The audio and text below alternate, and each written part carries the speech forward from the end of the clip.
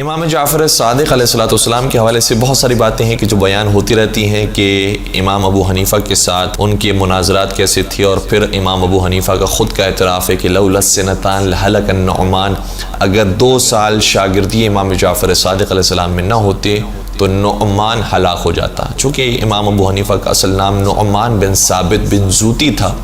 اس لیے انہوں نے نعمان کا لفظ یہاں پر استعمال کیا کہ نعمان ہلاک ہو جاتا اگر امام صادق کی شاگردی نہ ملی ہوتی۔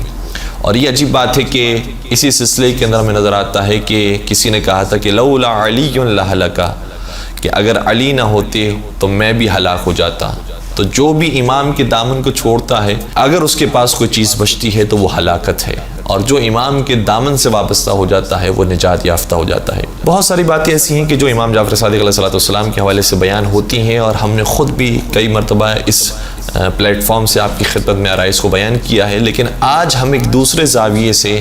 چھٹے سرکار کی زندگی کو بیان کر رہے ہیں۔ امام کے والد بزرگوار کے بارے میں تو کوئی دو رائے نہیں ہے کہ کون ہے۔ امام محمد باقر علیہ السلام امام کے پدر بزرگوار ہیں،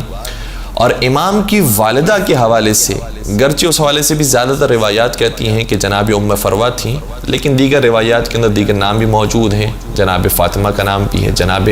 قریبہ کا نام بھی ہے، لیکن اکثر روایات کے اندر ہے، اور بہت ساری دیگر دلائل سے بھی پتہ چلتا ہے کہ یہ بات شاید درست بھی ہے کہ امام کی والدہ وہ ہیں کہ جن کا پورا نام، توجہ فرمائیے گا، پورا نام جناب ام فروہ بنت قاسم ابن محمد ابن ابی بکر ہے۔ یعنی امام کی والدہ کا شجرہ ملتا ہے خلیفہ اول جناب ابو بکر کے ساتھ۔ البتہ جناب ابو بکر کی بہت ساری اولاد ہیں، جن میں عبداللہ بن ابی بکر ہیں، عبد الرحمن بن ابی بکر ہیں، لیکن یہ وہ بیوی ہیں کہ جن کے دادا محمد ابن ابی بکر ہوتے ہیں، اور محمد ابن ابی بکر کے بارے میں کون نہیں جانتا کہ وہ خود شاگردی حضرت امیر کائنات مولا متقیان امیر المؤمنین حضرت علی ابن ابی طالب علیہ السلام میں تھے، اور بہت محبت کیا کرتے تھے، بڑا عشق کیا کرتے تھے مولا علی علیہ السلام سے، اور اپنی کامیابی کو مولا متقیان کی دین سمجھا کرتے تھے۔ اسی لیے اسی عشق اور محبت کی وجہ سے، اور غلط اور باطل عقائد اور غلط اور باطل اماموں سے نفرت اور غلط اور باطل خلفاء سے نفرت کی وجہ سے باقاعدہ معروف ہو گیا تھا کہ یہ محمد بن ابی بکر نہیں ہے، یہ محمد بن علی ہیں، گویا علی کے بیٹے محمد ہیں۔ اور ایک روایت میں ظاہر ساتویں امام حضرت امام موسیٰ کاظم علیہ السلام بیان فرماتے ہیں کہ جب قیامت کا میدان آئے گا تو انبیاء کرام کو اور اسی طریقے سے ائمہ علیہم السلام کو ان کے اصحاب کے ساتھ بلایا جائے گا۔ تو جب مولا متقیان کے اصحاب کو بلانے کا وقت آئے گا تو دیکھیے کتنے بڑے بڑے جلیل القدر اصحاب ان کے چاہنے والوں کے اندر موجود ہیں، لیکن جہاں مالک اشتر کا نام ہوگا، جہاں بڑے بڑے دیگر صحابہ کا نام اور اصحاب کا نام ہوگا، جناب قنبر موجود ہیں، جناب کمیل ابن زیاد نخعی موجود ہیں، زید ابن سوحان، صعصع ابن سوحان جیسے اصحاب موجود ہیں، تو انہی میں سے ایک نام محمد ابن ابی بکر کا ہوگا کہ یہ مولا علی کے جلیل القدر صحابیوں میں شامل ہیں۔ اتنی محبت مولا متقیان سے تھی، اور بہت سارے کارنامے انہوں نے انجام دیے ہیں۔ اب وقت نہیں ہے کہ میں پوری تفصیل بیان کروں، اصل ایک اعتراض ہے جس کا ہم جواب دینا چاہتے ہیں، اور یہی محمد ابن ابی بکر وہ ہیں کہ جو حتیٰ اپنے باپ کی بیٹی اور گویا ان کی بہن جناب عائشہ بنت ابی بکر کے سامنے جنگ جمل میں کھڑے ہوئے نظر آتے ہیں، جس طریقے سے اس بیوی کے مقابلے پر، اور حقیقت میں تو وہ مقابلے پر آئی تھی مولا کائنات کی، تو مولا کائنات کے لشکر میں جہاں ان کے بہت سارے دیگر اصحاب موجود تھے، انہی میں سے ایک محمد ابن ابی بکر تھے جو اپنی بہن کے مقابلے پر کھڑے ہوئے، نہ صرف کہ کھڑے ہوئے اور دور سے وار کیا یا دور سے انہوں نے دفاع کیا ہے، بلکہ جناب عائشہ جس اونٹ پر سوار تھی اس اونٹ کے ٹانگوں کو کاٹنے والوں میں بھی محمد ابن ابی بکر کا نام ملتا ہے۔ اور اسی طریقے سے محمد ابن ابی بکر نے اس جنگ کے اندر بہت سے اور کارنامے انجام دیے، اور اپنی بہن کو سمجھایا کہ علی مرتضیٰ کے مقابلے پر جو بھی آئے گا وہ باطل پر ہوگا، چونکہ علی ہر میدان میں حق پر ہوتے ہیں، بلکہ نہ صرف یہ کہ علی حق پر ہوتے ہیں، جہاں علی ہوتے ہیں وہاں حق ہوتا ہے۔ درود پڑھ دیجئے محمد و آل محمد پر، اللہم صلی علی محمد و آل محمد وعجل فرجہم۔ تو محمد ابن ابی بکر کی پوتی جناب ام فروہ حضرت امام جعفر صادق علیہ السلام کی والدہ گرامی ہوتی ہیں۔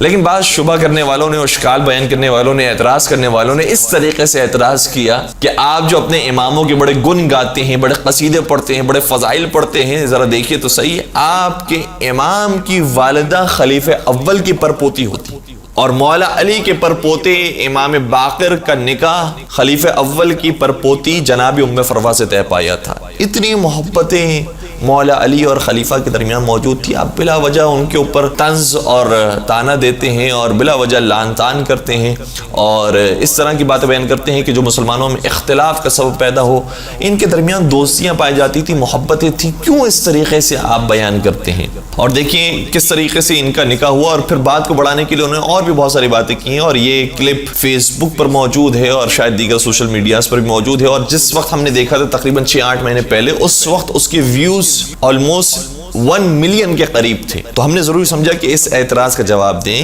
کہ ہمارے یہاں پر معیار کیا ہے، ہم کن کے فضائل بیان کرتے ہیں، اور اگر ہم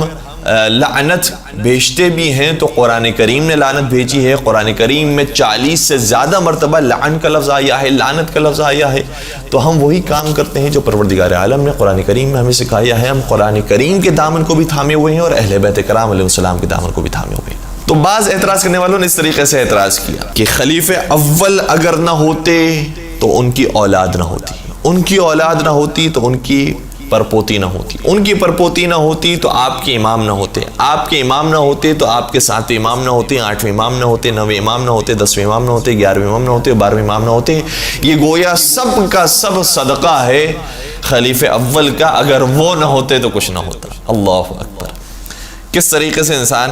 اگر کسی کے بارے میں اچھائی سوچنا چاہے تو کس قدر ڈھونڈ ڈھانڈ کے اور کہیں نہ کہیں سے وہ فضیلت کو نکالنے کی کوشش کرتا ہے، لیکن ہم کیا کریں کہ ہمارے ائمہ وہ ہیں کہ جن کے فضائل کو ہمیں ڈھونڈنا نہیں پڑتا، خود مخالفین کی کتابوں میں بھی ان کے فضائل نظر آتے ہیں، اور ان کے چاہنے والوں کی کتابوں کے اندر تو بے شمار فضائل موجود ہیں۔ لیکن اگر اس طریقے سے بات بیان بھی کی جاتی ہے تو ہم سب سے پہلی بات یہ بیان کریں گے کہ ہم ضرور اس خلیفہ کا احترام کرتے ہیں، ضرور عزت کرتے ہیں اگر ان کے بیٹے محمد ابن ابی بکر نے عزت کی ہوتی۔ محمد ابن ابی بکر تو خود برات کا اظہار کرتے تھے اور بیزاری کا اظہار کرتے تھے، نہ صرف ان سے بلکہ جو ان کی سیرت پر چلنے والی ان کی دیگر اولاد تھی ان کے مقابلے پر بھی وہ جنگ میں کھڑے ہو گئے۔ تو محمد ابن ابی بکر اور ہیں اور ان کے والد اور ہیں، محمد ابن ابی بکر کا نظریہ اور ہے، ان کے والد کا نظریہ اور ہے، محمد ابن ابی بکر کا عقیدہ اور ہے اور ان کے والد کا عقیدہ اور ہے۔ اور جو لوگ یہ کہتے ہیں کہ اگر وہ نہ ہوتے تو یہ نہ ہوتے، تو معاف کیجئے گا کہ یہ تو خدا کا دعویٰ ہے، اور یہ خدا کا کرنا ہوتا ہے کہ وہ جس کو جیسا چاہتا ہے بنا دیتا ہے۔ اور قرآن کریم کی جس آیت کو ہم نے سلام کلام میں آپ کے بیان کیا، اس میں یہی ارشاد ہو رہا ہے کہ یخرج الحی من المیت، بعض ایسے مردہ لوگ ہیں کہ جن کے اندر سے پروردگار زندہ افراد کو پیدا کرتا ہے، وَيُخْرِجُ الْمَيِّتَ مِنَ الْحَيِّ، اور بعض زندہ لوگ بھی ایسے ہیں کہ جن کے اندر سے مردہ لوگوں کو پیدا کرتا ہے۔ تو ظاہری اس آیت کا اگر ترجمہ دیکھا جائے تو شاید یہ لگے گا کہ بہت ساری ایسی مائیں ہوتی ہیں کہ جب ولادت کا وقت آتا ہے تو ان کا بچہ مردہ پیدا ہوتا ہے، اور اسی طریقے سے بعض ایسا وقت بھی آتا ہے کہ ماں مر جاتی ہے لیکن اولاد زندہ پیدا ہوتی ہے۔ تو ایک اس کا یہ ظاہری مفہوم ہے، لیکن ہمارے ائمہ نے اور خود کتب اہل سنت کے اندر بھی یہ روایات موجود ہیں، لیکن ہماری کتابوں میں بطور خاص اس آیت کو اس انداز سے بھی لیا گیا ہے، چونکہ ایک آیت کے متعدد معنی ہو سکتے ہیں، اور حقیقت میں حیات کہا بھی جاتا ہے ہدایت کو۔ تو حضرت امام جعفر صادق علیہ السلام نے اس آیت کی جب تفسیر بیان کی، اور اسی طریقے سے ظاہراً 5 امام نے بھی جب تفسیر بیان کی تو یہی بات بیان فرمائی کہ یہاں پر زندگی سے مراد ظاہری زندگی اور ظاہری سانس اور ظاہری حیات نہیں ہے، بلکہ حقیقت میں حیات کہا جاتا ہے خدا کی بندگی کو، حقیقت میں حیات کہا جاتا ہے خدا کے راستے پر چلنے کو، حقیقت میں حیات کہا جاتا ہے ہدایت کے راستے کو۔ تو کتنے ہی ایسے گمراہ لوگ ہیں کہ جن کے شکم سے لوگ پیدا ہوئے ہیں اور جن کی اولاد ہوئی ہیں تو وہ ہدایت یافتہ ہو گئے۔ تو قرآن یہ بیان کرنا چاہتا ہے کہ بہت سے گمراہ لوگوں کے اندر سے ہم ہدایت یافتہ لوگ پیدا کرتے ہیں، اور اسی طریقے سے بہت سے ہدایت یافتہ لوگ ایسے ہوتے ہیں کہ جن کے اندر سے گمراہ لوگ پیدا ہوتے ہیں۔ کیا حضرت نوح علیہ السلام کی مثال ہمارے سامنے موجود نہیں ہے؟ حضرت نوح علیہ السلام نبی خدا ہیں، اولو العزم نبی ہیں، ہزاروں برس کی زندگی گزاری ہے، لیکن اس کے باوجود قرآن کریم یہ کہتا ہے کہ یہ جو بیٹا آپ کا ہے یہ بیٹا تو ہے لیکن آپ کے اہل میں سے نہیں ہے، یہ آپ کے اہل بیت میں سے نہیں ہے، انہو لیس من اہلک، یہ آپ کے اہل میں سے نہیں ہے۔ اس کا مطلب یہ ہوا کہ کچھ ہدایت یافتہ لوگ ایسے ہیں کہ جن کے اندر سے گمراہ لوگ پیدا ہو سکتے ہیں، اور پروردگار کا یہ کرشمہ ہے کہ وہ ہدایت یافتہ لوگوں میں سے گمراہ لوگوں کو بھی پیدا کر سکتا ہے، اور گمراہ لوگوں میں سے بھی ہدایت یافتہ لوگوں کو پیدا کر سکتا ہے۔